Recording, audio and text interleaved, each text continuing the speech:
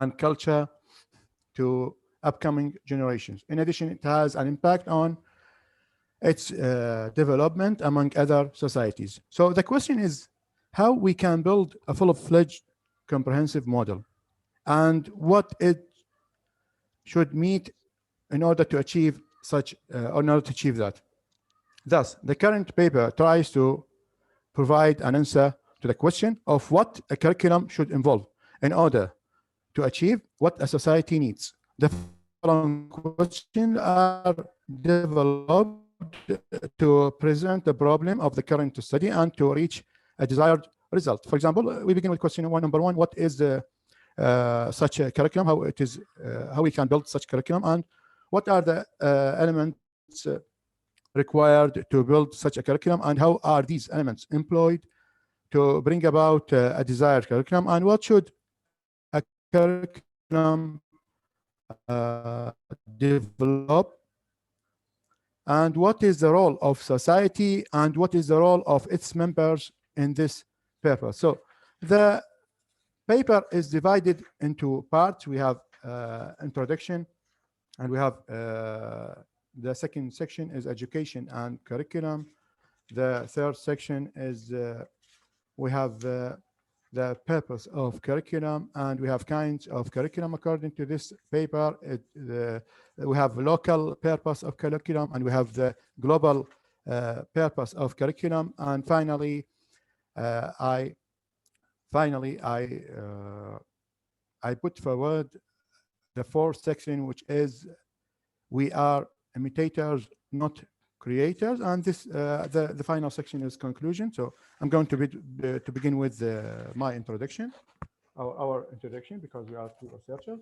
So good work comes in many forms. So greatness lies not in being strong, but in the right using of strength, and strength is not used rightly when it only serves to carry a man above his fellows for his own solidarity glory. This is a saying said by Beecher. And how can a work be good, and how can it be great? So when we talk about curriculum, a bunch of words comes to our mind: building a country, a nation, a society, society's members, politics, psychology, knowledge, education, and development, among others. And what the building of these concepts depends on. It is worth mentioning that what brings these concepts together is one culture and one language.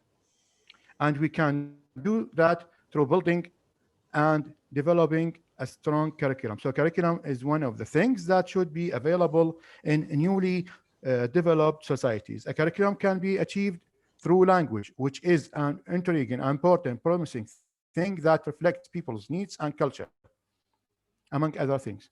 So a curriculum is supposed to prompt the intellectual and personal, social, physical development of its society's members. It is not only important that a curriculum makes students pass exams. It is more important that it makes sure that students accomplish what they are supposed to, in the sense that it is crucial to make them be effective members in their society. A curriculum helps students to be responsible and effective members in a society. Curriculum is a kind of planning. Everything in life should begin with planning. It is the word that helps when a country moves from developing to developed, and that can be achieved through curriculum.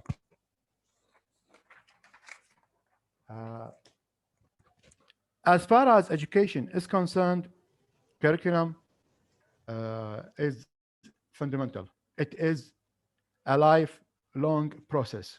It is not restricted to one book or two books. It is an important factor that newly developing countries have to firstly plan so as to build a strong society, a strong nation, a strong country. But where does its importance lie? What does language or education have to do with development and building of a strong society? One thing, among other things, that should be planned is curriculum. So curriculum is very important. So what is curriculum? It is defined. It has many, actually many scholars have defined curriculum, but the core is one definition. It is commonly the subjects that are included in a course of study or taught in a school, college. But actually, it is broader than that. But it is not that easy, where students have to pass these subjects in order to achieve their own desires. Rather, it is to expose members so as to uncover their potentials, which benefit their society. It is, of course, to benefit themselves and to benefit their society. So it is to build a human being and to build a culture, to build a society. So we have also, I have mentioned some definitions, some other definitions about curriculum. Wine 2012, page 29, defines curriculum as a form of complex environmental design. The same author, one page later, adds that curriculum is the entire range of experiences concerned with the abilities of the individual. This is page 30. And he also adds that the series of consciously directed training experiences that schools use to unfold perfectibility. So, our definition to curriculum is, it is a way to pour knowledge into individual's mind with the aim of uncovering their potentials so that his or her society and its other members can benefit from. So now, if we look at a society and the members in which they live, how do we define it or them? A society is a large group of people who live together in an organized way, making decisions about how to do things and sharing the work that needs to be done. This is a definition which is provided by Cambridge Advanced Learners Dictionary 2008, page 1372. But what does this have to do with curriculum? Curriculum represents a core through which we build the knowledge people have throughout their entire life. So since they are born in a society that makes them belong to a society day by day, we mean gradually. So this means that we are growing people step by step according to the curriculum that we design. A curriculum, in addition to other elements, helps in doing that. It means that teaching people how to behave in a society as effective members so as to build a strong society. So it is a way to pour knowledge, as I said before, in the individual's mind in the process of belonging to their society. So curriculum to members of a society is different to curriculum to government members, those who run the society. It is different in the sense that the latter leads the society and thus have a more important responsibility towards it and its members. However, curriculum towards building a society and students can be, actually I provided a figure, but unfortunately there is something wrong with my laptop, so I can't present my PowerPoint. According to this figure, I have a curriculum and we have goals of curriculum. We have two kinds of goals. We have local and we have global. And we have curriculum, we have content of this curriculum. And we have experts' opinion. I mean curriculum according to experts and curriculum according to students. In order to build a society and to build a human being, to build a student according to this research. And to go a step further, curriculum has bases that are regarded as pillars. We have philosophical, we have sociological, and we have psychological, and we have educational. So we can say that God has given a gift to human being. which is language. This is what we think. علم آدم الأسماء كلها. He taught Adam the names of all things. A moment of reflection helped us reach a decision about that language is rivaled gift ever given to human beings on the basic ground that it is the peaceful and powerful means of communication. So what does this have to do with curriculum? We can simply use language to convey what we want to say to others or even to quarrel. So if you want to express your happiness, sadness, anger, anxiety, agreement, disagreement, you just speak and say what is in your mind.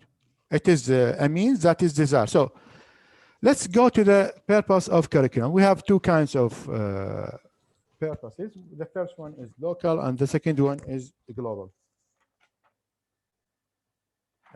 Is it okay to go on and mention in details, or I have to cut some things from my paper, Dr. Haider? Dr. Haider, do you hear me? Yes, I'm with you, Dr. Walid. I'm with you. It's okay to go in details, or I can skip some things? Okay, as you like. As you like, Dr. Walid. Okay, thank you very much. So the basic goal of communities resorting to curriculum is teaching or learning human beings values and moral education. There are local as well as global goals that are expected to be gained. We notice that a student learns a language either indirectly or directly. It is, however, crucial to understand that the most important aim is that he begins becoming a part or a member in his society subconsciously, with or without the help of his family and his society. So this is the important thing. So he is supposed to reach his belonging to reach this belongings by himself. And I'll go to the global purpose of curriculum. Society should keep up with developments happening around their world. As such, curriculum should give students the possibility to be exposed to other cultures. Global purpose enables students to get better understanding of the words around them. It aims to develop knowledgeable students towards a better world. The purpose of global approach in curriculum, according to Johnson, for example, 2018, it is to foster multicultural awareness and education by helping to understand, respect, and appreciate similarities and differences across cultures. I think that this what Johnson has just said in this paper, I think it is very important. So a global look of curriculum seeks to present before our hands what is beyond our world. So, and the other section of this research is that we are imitators, not creators. Of course, this is according to my point of view, to our point of view. Learning is based on imitation. This is what I firmly believe. So I think that everything in life is learned through imitation. It is our God who gives us the clues to everything in life. Human beings are just imitators. It is wrong to say that someone created something. I think that it is right to say that someone imitated something, because it is only God who creates. And everything which is created is given life. So it is only God who gives life. Thus, we imitate what we see around us. And I'm going to say how this is related to my topic, which is curriculum. So what is provided to us by our God? As such, we should focus all our attention on imitation. This is according to what we think in this paper. We give us the ability to think creatively about what surrounds us. So in curriculum, we should guide our students to look around and subconsciously make them try to imitate what is around them. For example, in laboratory, or we can give them devices and ask them to look and think how they work, look how they work, and try to imitate them. We imitate what is around us. Another example is try to imitate the way this poem, for example, is written. So it is a matter of imitation. So in conclusion, I'd like to say that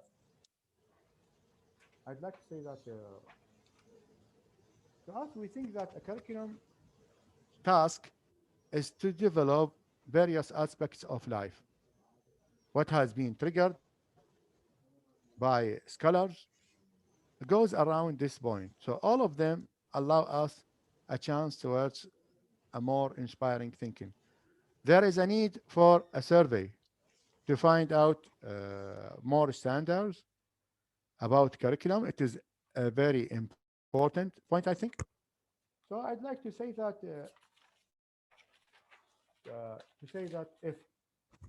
if curriculum is given the required and needed efforts, this is going to lead our society to the right way, to prosperity and innovation, and provide a safe haven for our life and our kids' lives.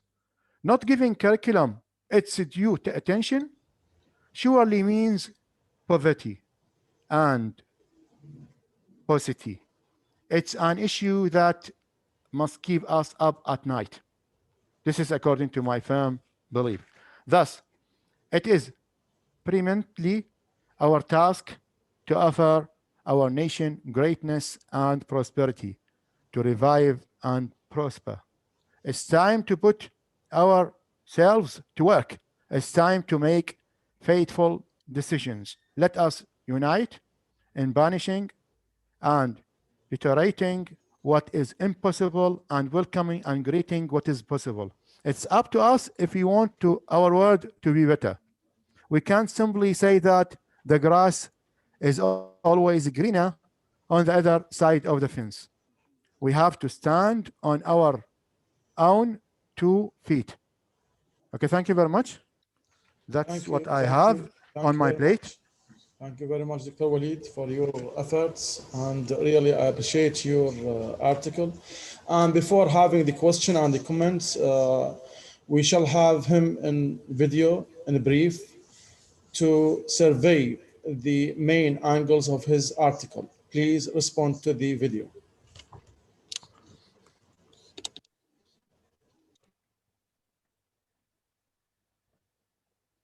Hello, my name is Dr. Walid Rida Al Juwaid. I have a PhD in linguistics in 2019. I have authored 4 books tackling different perspectives of language: pragmatics, phonetics, phonology, and critical discourse analysis. I'd like to express my admiration and gratitude to Al Amid Center for allowing us this chance to participate and exchange information. I'd also like to thank our guest scholars from different parts of the world: America, Canada, India, and Britain, for agreeing to share us their knowledge and experience. Thank you very much. Concerning the topic of this conference, it's exactly how I pictured it, to get more experience and expand my knowledge. And I really appreciate Al-Amid efforts in their endeavor trying to find solutions for indispensable issues that our society and other societies can benefit from.